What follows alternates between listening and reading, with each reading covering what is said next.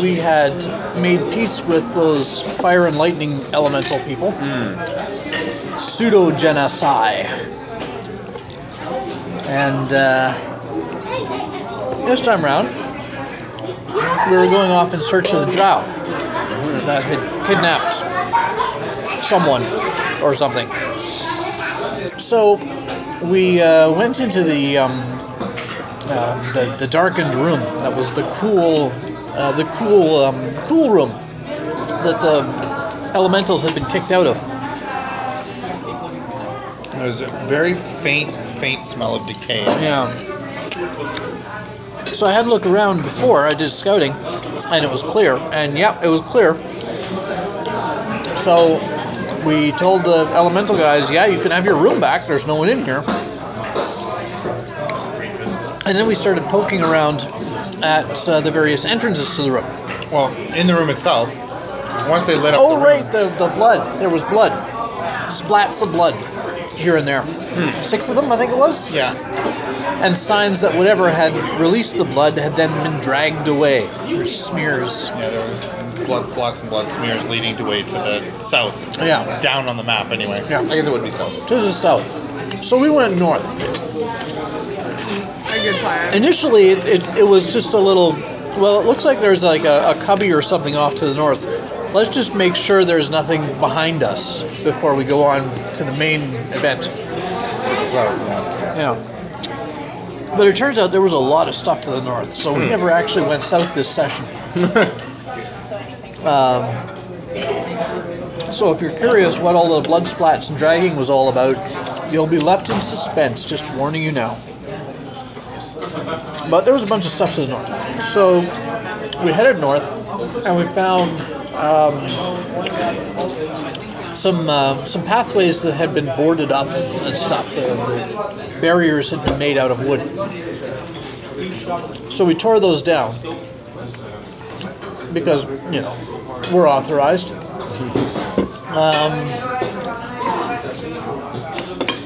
And they came to some stuck doors that had been nailed shut from the other side. Stuck door. These doors were fun because Cricket was trying her darndest to be the first into danger. And Aurora, of course, was sticking right by Cricket. So we get to these doors, and then Aurora and Cricket would try forcing them physically with their mighty brawn and fail. And then Hank would come along, shove, and the door would open. There were like 3 or 4 of these doors. They were really hard because they were nailed shut to never be opened or whatever, right? Yeah. And so even for Hank, they were a hard check. Although he always succeeded by fluke, or once he failed, I think. But he whatever. Just tried again, and it usually Well, probably want some more before the end. I don't know if we need some more now, but I forgot to take we'll want some.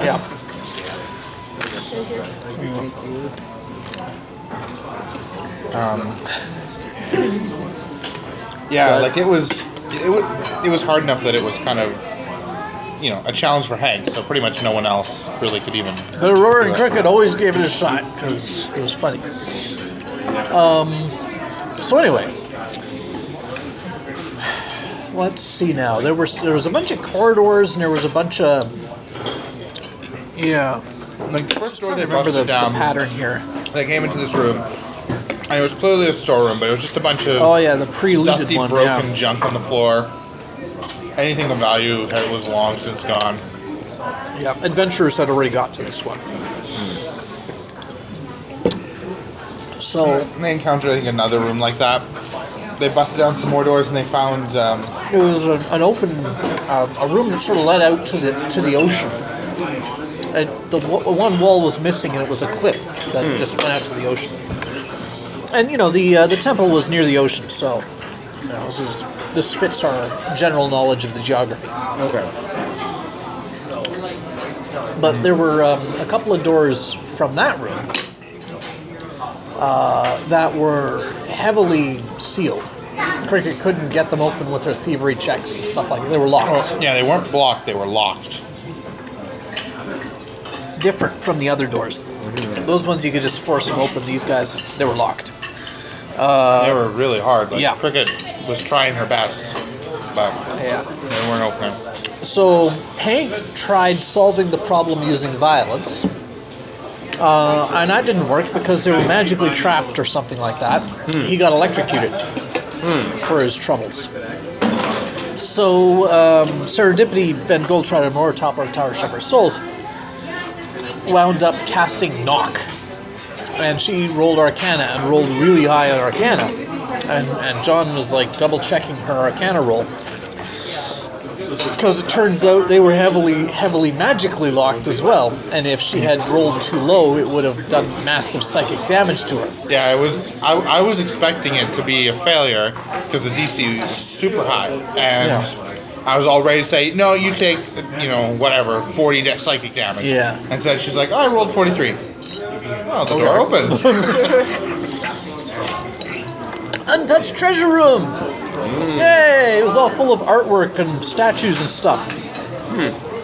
So we forgot all about the elven hostages and stuff that we were technically down there trying to rescue. And you were pulling a Indiana Jones. This belongs to the museum. It belongs in our museum! So we put down our magic basement trapdoor, and we started shoveling the stuff down there. Well, no, we weren't shoveling because it was artwork and stuff. We later found another treasure room with piles of gold coins, and that's when we broke out the treasure shovels. So while they were going through and getting random pieces of artwork, Croesus was off by himself getting some piece of artwork, and a little fairy appears to him and says, "Hey, it's Stacia, the person he's talked about," and she says to him, "Okay, first off, I'm not really Stacia. I'm just an imaginary Stacia that you're seeing." And he's like, "Yeah, I know. Yeah, this whole thing It's is a all dream." everyone here is imaginary. And she said, "Okay, but it's really important. You're right, Croesus. You're right about me. I'm trapped, and you need to set me free. And you need to set me free at a certain time. When you're in a room, when on the floor, it's painted a whole bunch of flowers and leaves and that kind of stuff. That's when you'll be able to set me free, and that's when you must set me free." And I don't know, Chris is like, okay, and she flies off. So yeah, basically a little imaginary Stacia appeared to him and told him to open the box in a particular place. Things are looking up. Gonna be rid of that box. Yeah. So that wasn't the only one that Stacia appeared to, though. Next, Stacia also appeared to Serendipity, Van Goldshire, and Laura, Topper of Towers, Shepherd of Souls, while she was busy shoveling treasure. And time sort of stopped while Stacia appeared to her. And I can't remember. She approached Serendipity, Van Goldshire, and Laura, Topper of Towers, Shepherd of Souls, and how was her approach? It was, she said, very, very straightforward. Yeah, I'm I'm Stacia. I know Croesus. I really care about him. I'm really sad about what happened to him. I feel really bad about it, and I want to help him. But in order to help him, I have to trick him. So I'm tricking him into opening the box, but it's for his own good. I promise. You have to not interfere. And this conversation went on, and she said, I noticed that you're the logical one of the party. You're the most likely to stop him from being tricked. You and Cricket, but Cricket will just do whatever you say. So it's really important that you let him open the box. And she was suspicious of this. Very. But she seemed like she wasn't bluffing or anything. Yeah. So Stacia, seeing the suspicion, and of course expecting it, because Serendipity, Van Goldshire, Moore, Topper, Tower, Shepherd of Souls, is clever. And Stacia knows this. Well, it was actually Serendipity who thought of the idea of a fairy pact, which is a thing that exists in this world, since I declared it, where you make an agreement with this fairy, and how it works is they give you a down payment, a small token of their power, for you to upkeep your bargain, and if they don't keep their side of the bargain, you get all their powers. Wow. which is significant. So it's kind of the only way to keep a fairy accountable, and it's useful to the fairies because you should never trust a fairy. So that's why This makes them it's trustable. useful to have a way to, if they actually need you to trust them, as long as it's not too well known. Yeah. But she knows lots of magical stuff. So she made an agreement with Stacia. So she gets a down payment. And as long as she encourages Croesus to open the box and use what's inside it for his benefit, the benefit of his mental state, as opportunities present themselves. And her side of the bargain is within 1 year, Croesus will be significantly better psychologically, assuming that they don't take any untoward delays in pursuing that. And if that doesn't happen, she gets all of her powers. Wow. So it's it's clear that she's on the level, or she wouldn't make that deal. Right. So, then time resumes. Well, she takes the deal. Oh, right. And before time resumes, Serendipity Van Goldstrom and Laura Topper Tower, Shepherd of Souls, goes around and pranks everyone. She puts them into awkward positions and stuff. And someone inexplicably pranked her. But So when time resumed, we all made acrobatics checks to stay on our feet. I critically failed mine. Face plant, blam. when Serendipity signed the contract, she wrote her name. Took a long time.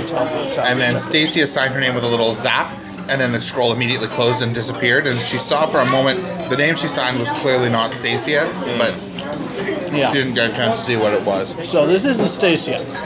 Or Stacia has another name that Croesus doesn't understand. I guess that's another possibility. So But a deal is a deal. And so we will... Serendipity, Van Goldstrom, Laura Topper Tower, Shepherd of Souls will stick to her deal, and she'll... Oh, the power she got.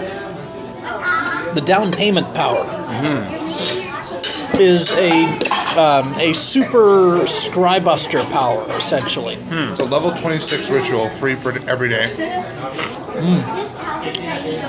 And the fact that this fairy was able to give that as just here's a fraction of my power, suggests that this is a pretty darn powerful fairy. But a scrybuster power will be really handy when we open that box. And now the protections that are on the box won't be in effect anymore. So, yeah, that's You good. finish shoveling your treasure. And then we go and we find a second room with doors that are locked in the same way. And Serendipity, Van Goldstrom, Topper, Tower, Shepherd of Souls, casts knock again, and again just succeeds. So we still don't know what will happen if she fails one of those checks. And this is the room. It's a partly collapsed room, but the part that isn't collapsed is filled with just piles of gold and jewels and just coins and stuff. This is the money room, not the art room. And a whole lot is buried under the collapsed portion. And so John was like, yeah, it'll take you like a day of excavation or whatever to get more gold out of this place. And we're like, yeah, we're not doing anything. Oh, wait, we sort of are. Okay, all right, there's a hostage. We'll take whatever's not nailed down, and then we'll come back we can come back for the rest later. I actually said those words. Yeah. Alan Way is going to be destroyed within the next day. Who called you on that? Because Ryan said we can come back later, and someone at the table, I think Shannon or something, was like, you actually said that? Those words. This is impractical. I'm sorry, that hurt. Anyway. So yeah, I said those words. I was tired of Alan Way anyway. It's a silly place. Yes. Anyway, Kind of like Camelot. yeah. So we carried on down the hall. Camelot. And we came to another door that was like barricaded but not magically locked and stuff. So Cricket and Aurora tried forcing it and failed. And then Hank came along and he tried forcing it and he failed. So he started smashing it with his hammer. But basically, it took a while. And finally, I think he smashed it down, or did he force it open? I think you're thinking about the barricade. There was a barricade of wood that Croesus and him dismantled for like 5 minutes. Oh, right. And then he just smashed down the door easily. Yeah. Okay. Well, in any event, we made a whole lot of noise, essentially, before getting this door open. It took a while. And so when the door finally got opened, all the readied actions of the drow waiting on the other side that had totally heard us coming, and they'd been like psyching themselves up for 5 minutes because there's like adventurer noises. Yeah, you guys have been noisy since probably like half an hour, including all the treasure moving and doors smashed down. Yeah. And it turns out they've been spending that half hour, just getting more and more psyched up and terrified. When the door burst open, the first thing happened is they all just attacked them. But they could tell, just look in their eyes, they were freaked out. They were really scared. Yeah. Well, we're hot stuff. We destroyed their tower. Yeah. Like that. I mean, they've been going around trashing the countryside with impunity. And then within, hours of us getting on board their ship, bammo! Everyone's dead. So clearly, we are epic level monstrosities and adventurers, and not at all extremely lucky and stuff. Anyway, so yeah, what they've got a bunch of phase spiders. They've got some drow skirmishers. There's a drow leader we don't know much about because he was sort of hiding around a corner and hasn't attacked us yet. There's a wizard, a drow wizard of some kind. An arachnomancer. An arachnomancer. She shot a ray of spiders into Hank's brain. It sucks for him. Yeah. And there's also some myconids. So, yeah, they've got myconids, so they all deserve to die.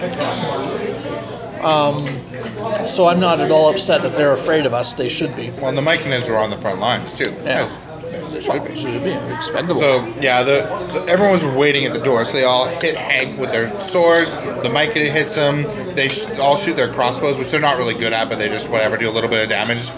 And the arachnomancer shoots a ray of magical spiders that crawl into his body and start destroying him from the inside out.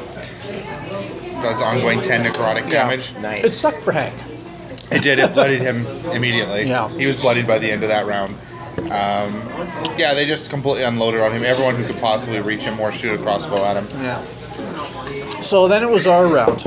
And the phase spiders all teleported. They could teleport 3 squares, which is just beyond the party. So they all teleported from inside the room to the opposite side of the party and attacked from behind. So the party is now pinched between the spiders and the drow. Yeah. So Serendipity of Engulshar Tower Shepherd of Souls is on the far side of the phase spiders. So we're pincered by the phase spiders and the drow, and the phase spiders are pincered by us and Serendipity of Engulshar Tower Shepherd of Souls. So then our round begins. Cricket goes first, heals up Hank, and then uses her, what was it called? It's one of her abilities she got from her Paragon Path. Basically granted everyone a bonus standard action this round. Nice. You can't use it to attack, but you can use it for anything else. Setting up banners. Yeah. Moving around, whatever. So this was now the turn to rearrange everything. And, we put things back in ways that were a little more to our liking. Right. Yeah, the exact details are not really worth, mentioning in discussion and stuff, but, I think we're in a much better tactical position now. Well, the spiders are pushed over by Croesus. Yeah, the spiders all got shoved over to the side, and then they're trapped in a zone, aren't they? Or no, they're excluded by a zone. There's a zone. For some reason, they're technically elementals. Lord, Tower Shepherd of Souls. Sorry, go ahead. No, and she has made some zone that elementals can't enter. Yeah. They might have ranged attacks or something, but right now the phase spiders basically can't get to the party, except one who's trapped in amongst us all. But we're going to try and take it apart real quick, so... and Cricket is over accessible to the spiders, but, it's just Cricket, so... and meanwhile, Serendipity, Van Gogh, Moore, Topper, Tower, Shepherd Souls also dropped some sort of a nuke. I can't remember what it was. It was a fiery... Some sort of fiery death. Yeah. Managed to hit a whole bunch of the... Well, she was able to shoot it into the room. Yeah. So she hit them all. Not their leader. He was away off to the side. But she did hit the Arachnomancer. Yeah. The Arachnomancer wasn't expecting to get hit. Because she was just like tucked away around a corner, around this big pillar. And that's about where it ended. We didn't start their turn again. I think they start their turn next round. But yeah. Oh, very important detail. We saw into the room that they were in, and etched on the floor was this huge floral pattern. A circle with all this leaves and flowers and stuff like that. Cool. And, I can't remember. Cricket doesn't know about the... Cricket doesn't know about the imminent opening of the box. Yeah. I only know about it out of character. Only Croesus and Serendipity, Van Gogh, Moore, Top of Tower, Shepherd Souls knows what's coming with that. Yeah. But I remember coming up with some explanation for how this meant we had to go to the Empire of Endless Flowers now. So that's where we are. That's where we are. We're about to finally open the freaking box. I'm sure nothing will go wrong with that. We'll find out what is inside. Our curiosity will be satisfied. Kalinar Jarago will appear out of nowhere and give us 500 gold pieces and say, well done. And then we could all go to the Empire of Endless Flowers. Where everything's peace and happiness. Yeah. So I'm really feeling optimistic about it. Oh, and we're going to kill some drow too, because I hate those guys. So yeah, everything's coming up Cricket. Yeah. She doesn't even know it yet, and everything's coming up Cricket. Hank, you don't need to smash every... Ow! Oh, he zapped himself. Let me get this. I guess I got a little carried away with smashing doors and whatnot because they could hear me and they were ready for us. And there's lots of spiders and it's gross. Ah. Dear Diary, today as we were exploring this place, we found this room that was filled with beautiful artistic things. There were sculptures and paintings and... Anyway, Cricket found this one painting, and it is so beautiful. It's a painting of the night sky, and the artist did such a good job because all the constellations are accurate, and I'm not in it, of course, but my brothers are, and in the complete. Anyway, it reminds me of how things are supposed to be, and how if we can only find my missing brother and put him back where he's supposed to be, everything will be okay. Somehow, everything will be okay. So, Cricket said it would probably be okay if I kept that particular painting and then, I don't know, maybe just kept looking at it and reminding myself that, yeah, change is possible and I don't have to be afraid of what might happen, but we'll just take it as it goes. That's what Aderon would have said. I miss him so much. Well, some good news mixed with bad news. We finally found those drow that we knew were down here, that lured us down here, which I suppose is bad news. But on the plus side, we get to kill them, which is good news. Other good news, we found an enormous amount of riches and wealth that have been left over here from Alan Way's previous incarnations, so it's free for the taking, I imagine. There wouldn't be any surviving inheritors of that. So perhaps the party now has enough money to, they could buy another domestic. Wouldn't that be nice? But yes, the drow. We've been lured down here by the drow, and we're fighting them. But oddly enough, they seem quite concerned. I would have thought that this was exactly we were right where they wanted them. We're all worn out. There's just a single door. Croesus is holding it. I think we can prosecute this fight, and hopefully it will turn out all right. So close, just on the other side of these drow. I thought I'd have to go through like dreams and dreams and dreams, but she says it's just over there where the flowers are, and I just have to open the box and then she'll be free. And I dreamed that she was falling a long way, you see, and I don't like that. But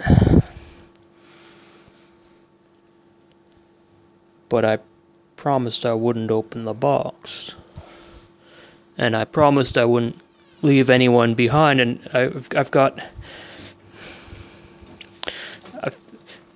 I promised two things, and I can't do both. I wasn't supposed to have trouble with promises in the dream. It's supposed to just be a dream. I know. I'll just ask the nice man if I can open his box. That'll solve everything. Because he'll understand about Stacia and wanting to get out of her box.